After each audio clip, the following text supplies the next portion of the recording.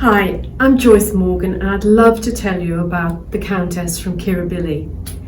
Elizabeth von Arnim was a best-selling novelist who lived a glamorous and sometimes scandalous life at the heart of European high society.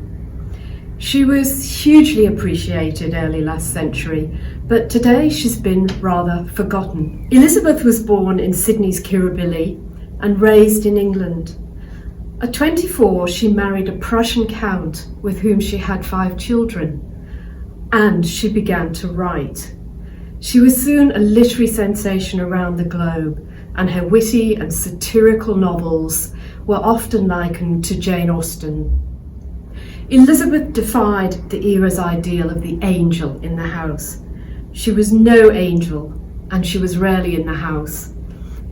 She ran from domesticity and from efforts to confine her, and so too did the heroines of her extremely funny books. Elizabeth was ahead of her time. She wrote about the frustrations of marriage and motherhood. She wrote about male power and adultery, subjects close to her heart. Elizabeth was widowed in her 40s, after which it was rumoured she had a tempestuous affair with the writer H.G. Wells.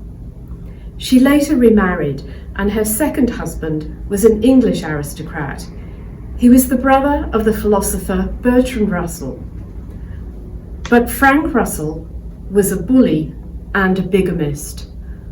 The marriage was a disaster, but it produced Elizabeth's finest book.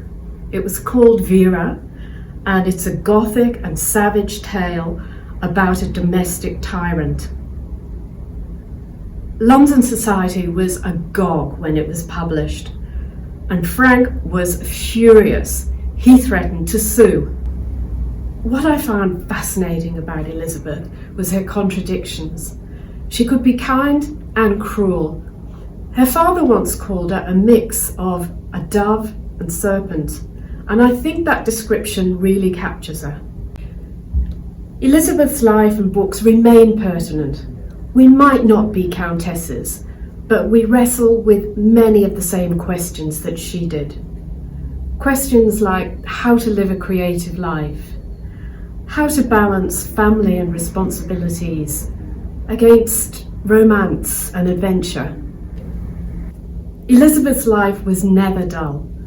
When she died in 1941, a friend said of her, "What a devil she was, but what good fun." And I hope you'll find the Countess from Kirribilli devilishly good fun.